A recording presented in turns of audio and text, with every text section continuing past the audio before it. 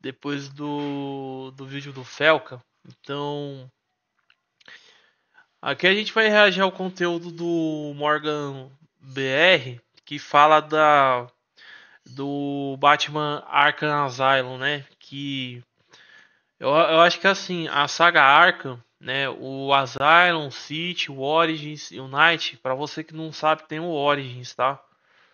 É, assim, eu acho que é a melhor franquia de jogo de super-herói que a gente tem. É a melhor e a maior que a gente tem. Porque, tipo, até os Homens-Aranha, lá da. É, os Marvel's Spider-Man, lá, o Homem-Aranha da. Não da Respawn. Eu esqueci o nome da produtora. Mas assim, a saga Arkham aqui, ela criou como que tem que ser um jogo de super-herói, coisa que nem o dos Homens-Aranha conseguiu fazer, principalmente o 2, entendeu? Então a gente vai estar vendo esse vídeo aqui do Arkham Asylum, que é o que começou, que é da Rocksteady. Hoje a Rocksteady tá com o filme queimado por conta do Esquadrão Suicida, né? Mas isso daqui foi o começo do auge da Rocksteady, tá? Isso daqui foi a caminhada pro topo, assim, foi muito rápido que eles acenderam. Lá no PlayStation 3 e agora a gente tem no PlayStation 4 também a versão remasterizada. E parece que tá tendo um rumor aí que vai ter um próximo jogo da Rocksteady, tirando o Esquadrão Suicida, que é uma bosta. Então, curta, se inscreva, tá? E vamos assistir.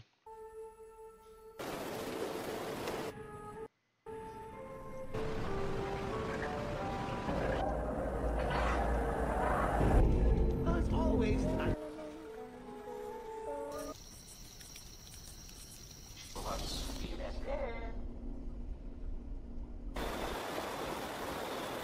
My dear Constance, her body is in pieces. Harriet lies nearby, undescribably violated. Almost idly, I wonder where her head is. And then I look at the doll's house, and the doll's house looks at me.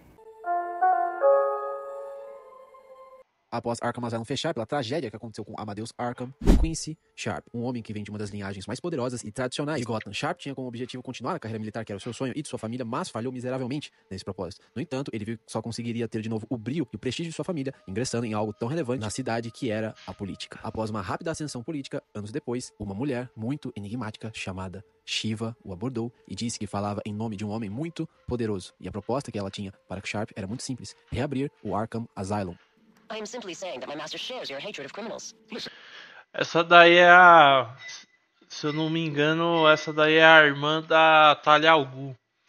Que a Shiva, ela tá falando da Liga dos Assassinos. Que é do Ra's al Ghul. Então, só pra vocês saberem, tá? I'm not sure who you are or what you want, but I don't appreciate you meddling in my business. You say you want to be mayor, that you want to purge this city of criminals. Then taking this position is hardly a string. So what did you say this facility was called? Arkham Asylum. E para isso, esse misterioso homem do Oriente Médio que mandou Shiva falar com Sharp, esse homem trouxe garantias de que o tão sonhado e almejado cargo de prefeitura para Quincy Sharp iria chegar sem quaisquer tipo de adversidade, contanto que ele fizesse isso. Ainda mais com o contexto de Gotham naquele ano, mostrando a instabilidade da segurança pública na atual gestão da cidade, tendo duas rebeliões na mesma noite na prisão Blackgate. O então senador Quincy Sharp tinha a desculpa perfeita para reabrir o sanatório Arkham, ou Arkham Asylum. This isn't about the police or the Batman. If tonight's events have taught us anything, it's that Blackgate is not the place to be housing our city's most dangerous offenders. Not one, but two prison breaks in the same night. All of tonight's tragedies would have been avoided if Gotham had a proper treatment facility for its top echelon offenders. A place with impenetrable security, where the most dangerous could be isolated, rehabilitated, and treated for their illness. A place like Arkham Asylum. To do everything in my power to get Arkham Asylum reopened, so we can all sleep a little easier. There you have it. Quincy Sharp. Enquanto Sharp reestruturava o asilo, outros inimigos iriam aparecendo em Gotham e atrapalhando o caminho do Batman. E que, consequentemente, após a construção do Asylum, cada um deles foi preso neste mesmo sanatório. E após a conclusão da reforma do Asylum, ao longo dos anos em que o Batman foi prendendo e esses criminosos fugindo, Sharp achou o diário e as escrituras do antigo fundador do Asylum, Amadeus Arkham, o homem que enlouqueceu em seu próprio sanatório de cura. E quanto Sharp mais lia sobre os relatórios do diário de Amadeus, mais ele sentia que o espírito de Amadeus Arkham falava com ele. Ele não via uma obsessão, ele via um destino. Foi assim que nasceu o espírito de Arkham, um alter ego oculto nascido no transtorno esquizofrênico não tratado de Sharp. Enquanto um lado de Sharp discursava sobre a ordem e o progresso do Asylum, sendo o diretor local, a outra face percorria sobre os corredores da noite, dando alguns dos prisioneiros e pacientes à noite, acreditando que assim... Cara, isso... Olha, isso daqui é uma coisa que nenhum filme do Batman abordou, tá? Essa parte do terror. Que olha, seria legal, seria incrível se a Warner, o próprio James Gunn mesmo agora, ele fizesse o filme do Batman com essa pegada pro terror, porque a gente só vê o Batman da ação, assim, de porradeiro, de detetive, mas toda essa aura de terror que envolve o Batman, a gente não viu até hoje. Então seria da hora o James Gunn pegar essa parte do terror do Batman e fazer, porque não foi explorado até hoje. Só que no Arkham Asylum teve essa pegada aqui. E aliás, todos têm. No Arcanite, inclusive, tem uma quest lá que a gente tem que... o nome do vilão é Sr. Pig. Eu acho que é Sr. Porco o nome, que o vilão usa uma máscara de porco e ele faz operação nas vítimas dele e a gente investiga isso daí. E a gente consegue achar ele dentro do esconderijo dele, né? Então, toda essa parte de terror ainda... não sei como que não exploraram um Batman no terror, né? Ele estava purificando Gotham City. I'm sure the woman will reveal what she knows to me. If not willingly, then certainly under electronic persuasion. After that, a lobotomy. Amadeus would not have let him live, and neither should I. Nem mesmo os guardas, nem os médicos sabiam que Sharp era tão doente quanto aqueles que ele mandava trancafiar no Asylum. Um dos verdadeiros pilares para fazer Sharp adquirir esse alter ego era o doutor e psiquiatra Hugo Strange, que a longo prazo estava fingindo curar Sharp, mas foi essencial para Sharp desenvolver essa esquizofrenia. Além de Strange usar um dos alucinógenos mais poderosos para fazer com que isso desenvolvesse de um jeito mais profundo na psique de Sharp, que eram os alucinógenos do Chapedeiro Louco, um dos vilões mais cruéis e macabros do Batman. Mas sobre a ficha psicológica deles e de seus diversos crimes doentios, a gente já chega nele daqui a pouco, voltando. E toda essa jornada, essa verdade oculta sobre Quincy Sharp só é revelada se o jogador for atrás das crônicas de Arkham, inscrições misteriosas espalhadas nos corredores do Asylum. Descobrimos que o próprio diretor do sanatório é o autor dessas crônicas. Após achar o diário de Amadeus Arkham, ele acredita que ele está sendo guiado e possuído pelo espírito do Amadeus em uma missão para purificar a cidade. E é nesse sutil detalhe, nas crônicas de Arkham, que o jogo também se espelha no quadrinho do Grant Morrison. O jogo Arkham Asylum tem muita inspiração do quadrinho Arkham Asylum, A Serious House in a Serious World, do Grant Morrison. Chama, papito, Serious House, Serious World. Sempre vou fazer essas piadas quando falam um inglês mais chola. Assim como Sharp é o diretor do Asylum no jogo, o Dr. Cavendish é o diretor do Asylum no quadrinho do Grant Morrison. E no quadrinho, o Dr. Cavendish acha também o diário do Amadeus Arkham, mas ele vê o Batman como um catalisador de todo o ciclo de loucura daquele local. Para o Dr. Cavendish, Batman mantém um eterno ciclo de dor e violência, um ciclo que transforma o asilo não um local de recuperação que deveria ser o propósito real dele, mas um sanatório de insanidade. Sharp, o diretor do jogo, e Cavendish, o diretor do asilo no quadrinho, são separados por serem de mídias diferentes, mas ambos ocupam o mesmo cargo e cometem os mesmos erros e terminam do mesmo jeito, consumidos pela loucura da tragédia de Amadeus. O Dr. Cavendish no quadrinho se vê como um executor de um ritual, quase como se fosse um guardião da pureza do Asylum, e para isso ele teria que matar o Batman, que era o causador desse eterno loop. E Sharp se via como o salvador de Gotham, alguém que iria instaurar a ordem, mesmo que precisasse de métodos autoritários, matando vários de seus pacientes e prisioneiros. No quadrinho, Cavendish é morto por uma das assistentes do Asylum para salvar o Batman em um dos momentos derradeiros da história. Já Quincy Sharp teve um destino pior do que a morte, graças a várias sessões com Hugo Strange, mas isso é papo para outro dia. E essa é a história de origem da reabertura do Asylum após o assassinato da família de Amadeus e o local em que jogamos Batman Arkham Asylum.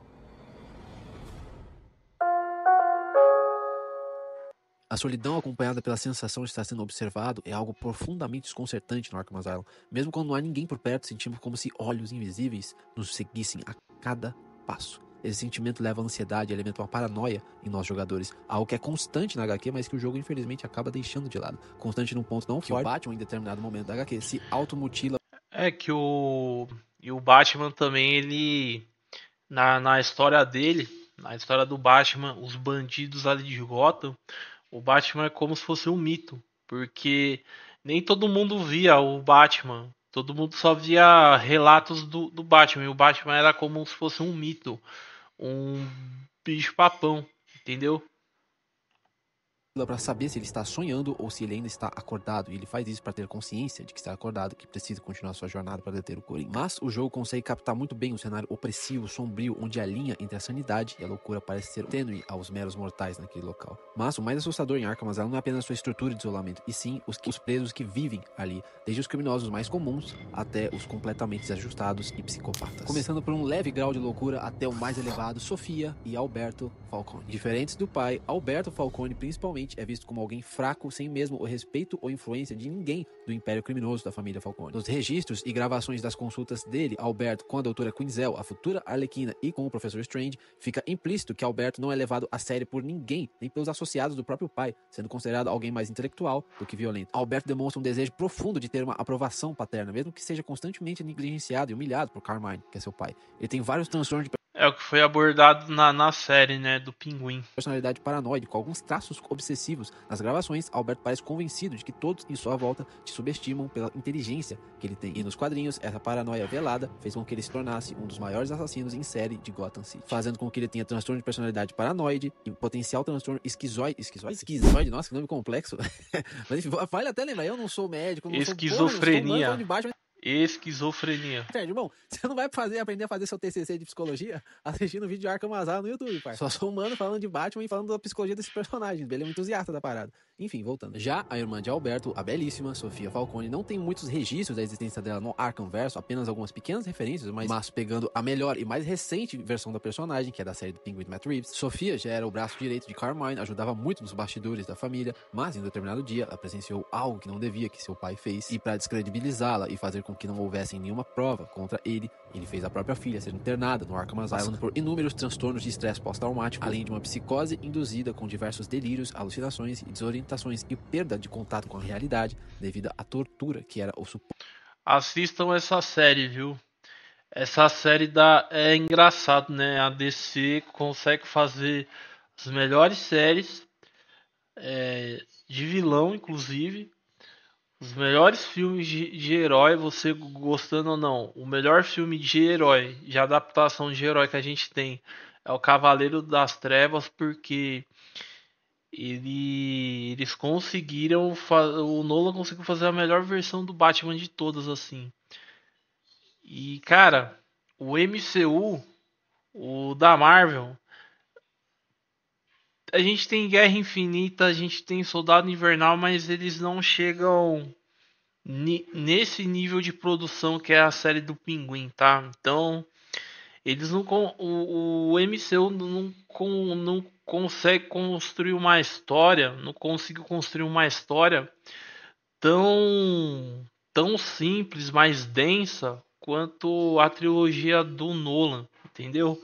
Já que a gente tá falando de 30 filmes, mais de 30 filmes.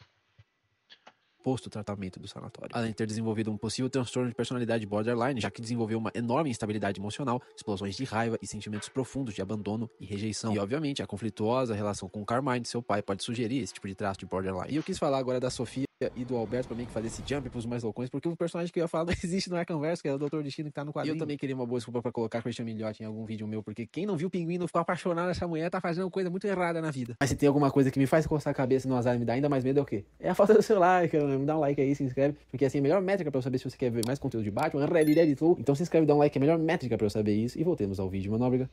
E agora um personagem extremamente curioso no universo Batman e no universo Arkham, apesar de não ter feito nenhuma participação direta, tem diversas referências a ele no Arkhamverse, é o Maximilian Zeus, ou Maxi Zeus. Maximilian originalmente era um respeitado professor de história grega em Gotham City, apaixonado pela Grécia Antiga. Era um homem inteligente, eloquente, charmoso e que também tomava umas bombas, hein? Olha o tamanho do cara pra ser professor, o maluco é o Cariani, parça. Maxi Zeus era um homem admirado pelos seus alunos e por boa parte de Gotham City. No entanto, após uma série de tragédias pessoais, especialmente envolvendo sua esposa, a sua saúde mental começou a se deteriorar rapidamente. Consumido pela dor e obsessão com os deuses gregos, Maxi passou a acreditar que ele era a reencarnação de Zeus, o deus do Olimpo da Grécia Antiga. Entrando numa espécie de paranoia esquizofrênica, ele criou o próprio Império do Crime em Gotham, que pode ser avistado em Arkham City com um visual bem chamativo e imponente. Seus capangas o tratam como deus, ele organizava... Eu acho que esse personagem também tem na animação da Liga da Justiça, né? Lá da Mulher Maravilha, né?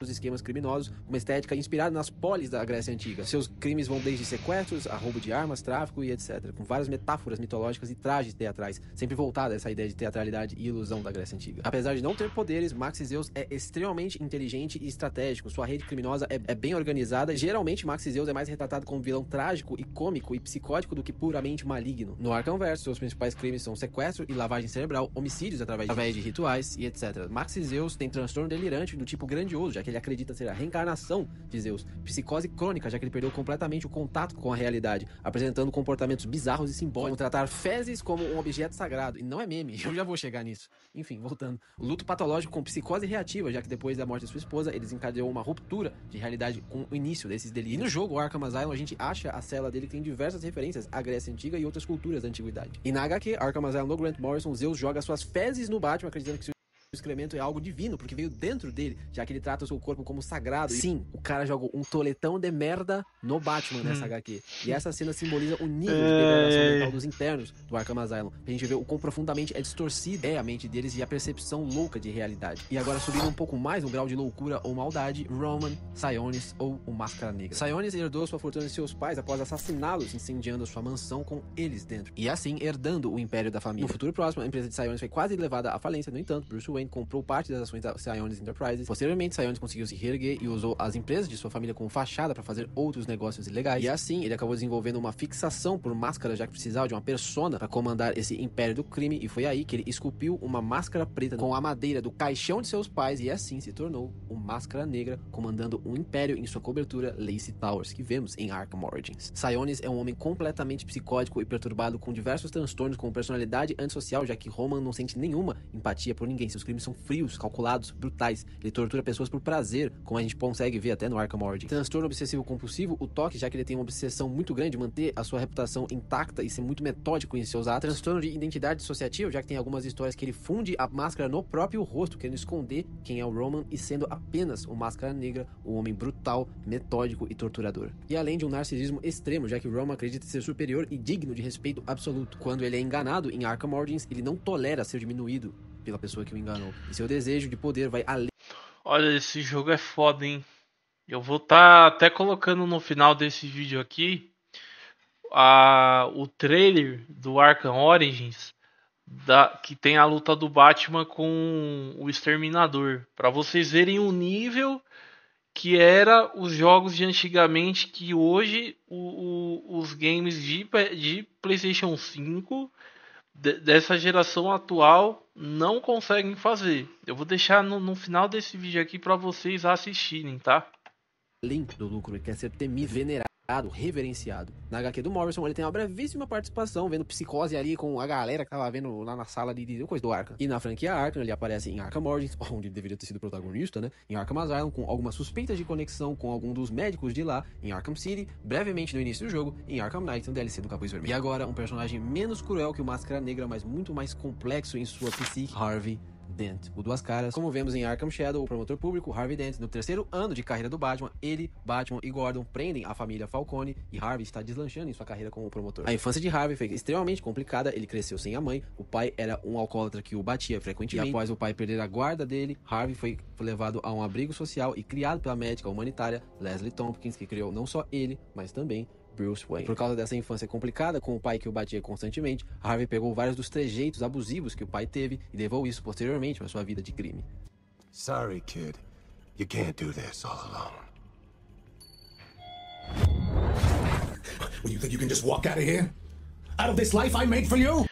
Olha, o Arkham Shadows, o pecado do Arkham Shadows é não sair pra console, viu? Meu, fizeram o melhor jogo da saga Arkham pra VR, cara. Pra VR. Puta que pariu, não acredito nisso. Sacrificed for you? You know, Harvey, I'll tell you what. Why don't we let the Queen decide? Heads, you can go.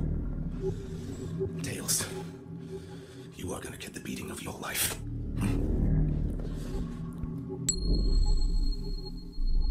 Harvey tem vários tipos de transtornos psíquicos, como transtorno dissociativo de identidade, já que ele tem que decidir tudo em duas personalidades. A de Harvey, o ético, emocional, e a de duas caras, o impulsivo e vingativo. E a alternância é marcada como um uso ritualístico da moeda, orbitando entre os dois eus que estão em Harvey. Transtorno obsessivo compulsivo, o toque, já que ele tem uma obsessão absurda da justiça perfeita e imparcial, com decisões baseadas apenas em sorte, e o uso da moeda como um objeto desse dilema. Transtorno de estresse pós-traumático, porque ele cresceu sem a mãe em um ambiente completamente quebrado com o pai, e também ele tem esse transtorno por causa do resultado direto do trauma que ele teve com o ácido quando foi jogado no rosto dele no dia do julgamento. E transtorno da autoimagem negativa, já que Harvey, após o incidente com o ácido, não aceita o fato que ele ocorreu, e além de um vazio e uma depressão silenciosa. E na cela dele, em Arkham Asylum, há um detalhe sutil, mas extremamente genial, que na cela dele é a única cela do jogo inteiro que tem um desenho de um rato, ou um rei rato, porque anos depois a camuflagem pegou esse pequeno detalhe e aproveitou para fazer uma referência direta na história de Arkham Shadow, já que Harvey tem algum tipo de ligação com esse novo personagem criado exclusivamente para Arkham Shadow. Tem os dois melhores vídeos de Arkham Shadow do YouTube brasileiro aí no card, caso você queira ver. E na HQ do Morrison, Harvey tem uma enorme importância, mas eu não posso falar, porque se eu falar a importância que ele tem na HQ,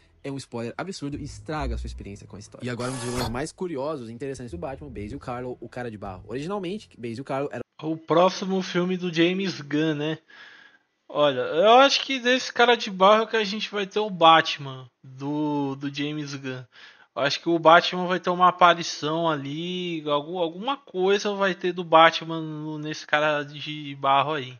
Era um ator de filmes de terror extremamente bem sucedido em Gotham. Porém, certo dia, Karlo enlouqueceu a descobrir que o clássico de sua vida, o maior filme que ele já fez, chamado The Terror, teria um remake sem sua participação. Então, ele assumiu a máscara do vilão do filme, que se chamava Cara de Barro, e matou cada um dos membros do elenco do filme e da equipe desse remake durante o set de filmagem, durante a gravação do remake. Posteriormente, Karlo roubou algum dos compostos experimentais, injetou em si mesmo e tornou-se um Metal Man dotado de habilidade de mudar de forma, podendo tomar a forma de qualquer um apenas com um toque. Em Arkham Asylum, conseguimos ver a cela dele, que tem uma medida de segurança única, diferenciando de várias das celas dos outros detentos, e com um aviso para nenhum dos funcionários se aproximar demais e ter o risco de ser copiado por Basil Karlo. Durante o Asylum, a gente consegue ver ele se transformando no diretor Sharp e no Aaron Cash para tentar fugir da cela. Como ele conseguiu fazer isso dentro da cela, sendo que não tem nenhum tipo de registro de DNA dos dois, aí é o mistério. Basil Karlo tem um transtorno dismórfico corporal, que é uma condição psicológica caracterizada por uma preocupação obsessiva com o seu corpo e defeitos físicos percebidos. Tem um momento muito específico na HQ que o Karlo, ele tá muito tempo sem se transformar em nenhuma vítima. Ele chega, quando ele sai da cela, ele chega desesperado em uma atendente, só querendo colocar as mãos no rosto dela de um jeito quase doentio, só para se transformar nela, para suprir essa necessidade, esse vício quase de se transformar em alguém. Consequentemente, com esse tipo de vício, o Karlo também tem uma sociopatia, vendo pessoas apenas como um objeto, um meio para um fim. Além de um transtorno de personalidade narcisista, já que quando ele soube que iria ter um remake do filme dele, ele ficou completamente louco e matou todos que idealizaram esse remake. E agora um dos melhores vilões do Batman, que infelizmente foi muito desperdiçado na franquia Arkham, com exceção do Origins, viu? Eu critico o Origins, mas eu gosto dele também, que é o Bane. E assim como eu contei no especial do Origins, ele nasceu na prisão de Penhaduro e foi sentenciado a... E também foi desperdiçado no Cavaleiro das Trevas Ressurge, porque aquele Bane lá é o Bane sem as bombas, literalmente, é o Bane sem bomba, porque, meu, tá louco.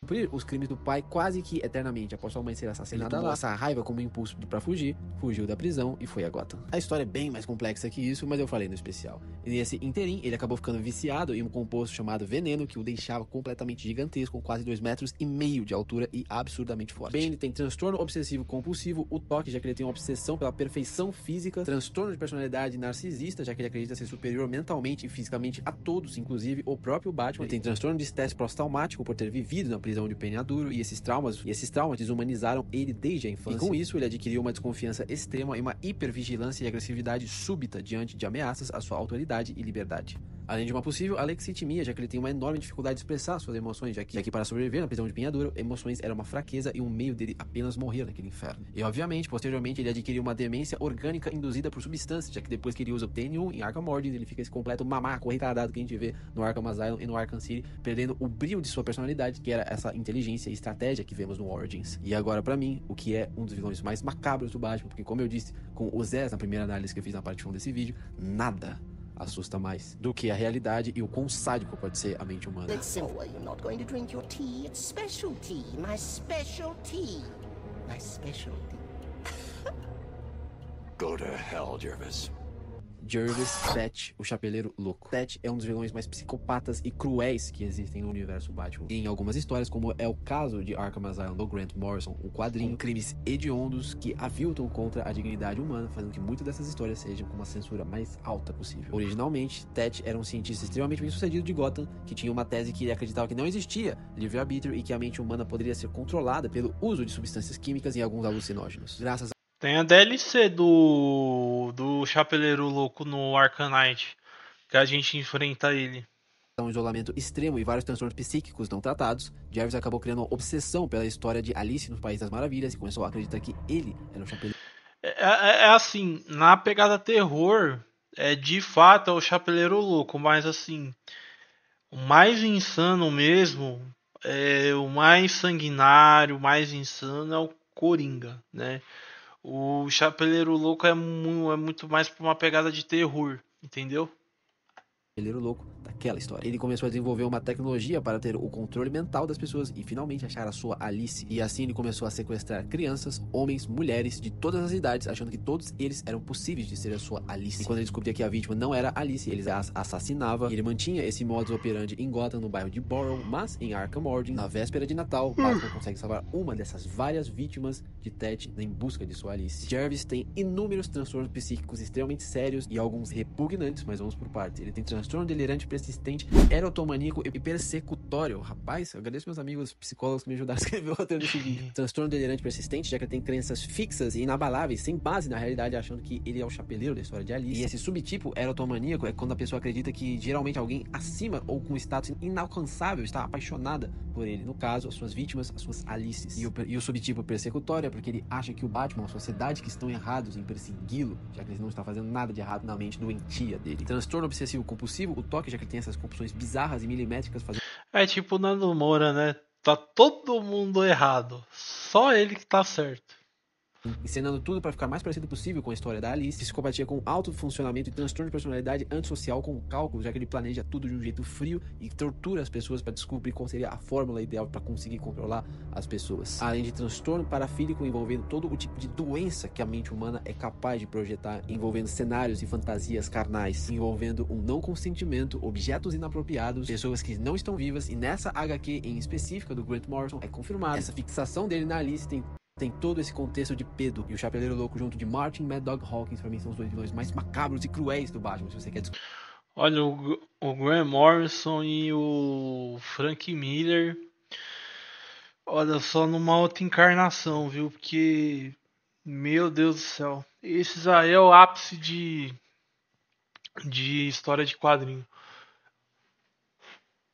Pra mim, eu acho que são até melhores que o Stan Lee e o Jack Kirby, viu? Vai me desculpar, mas tem histórias ali, cara, que o Frank Miller fez e o Grant Morrison fez, que principalmente o Frank Miller, que assim, o Stan Lee e o Jack Kirby não vai, não adianta. Quem é Martin Mad Dog Hawkins, como a história dele está interligada ao fundador do asilo, Amadeus Arkham, que eu vou deixar a resposta de lado, deixa lá alguns segundos. É isso, pessoal.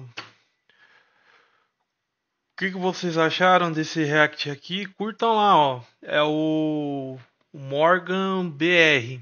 É o canal dele aqui, ó. Eu reagi a esse vídeo dele aqui, ó. Batman Arkham Asylum é perturbador. Assistam lá. Vocês vão gostar.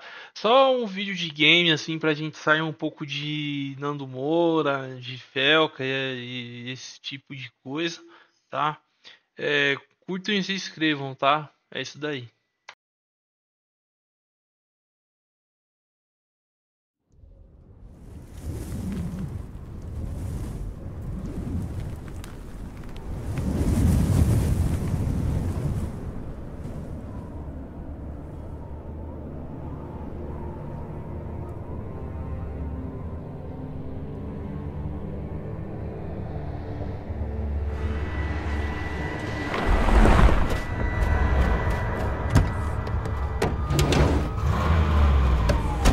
Deathstroke, move it out! Drop it there, fellas.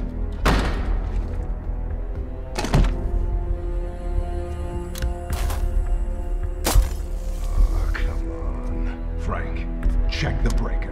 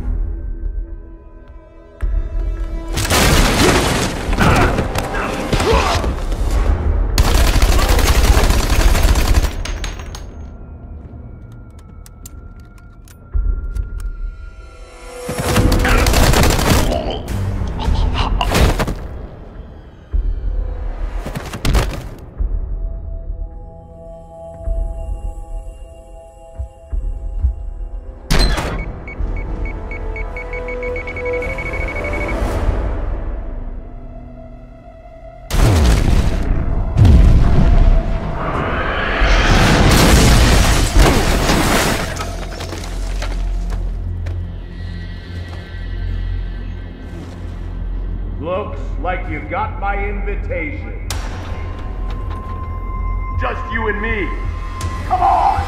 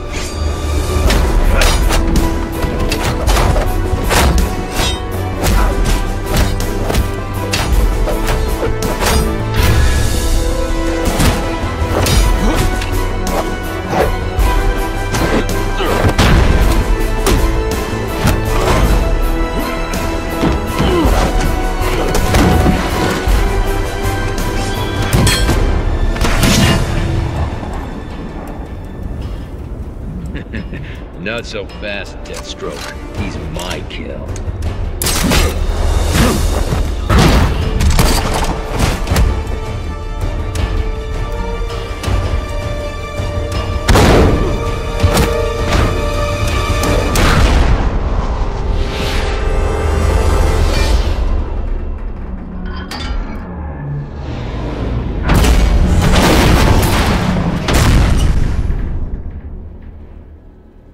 Find a body? No. And next time, keep your other assassins out of my way. You had your shot, Deathstroke. But you're not the only assassin in town. And the night is young.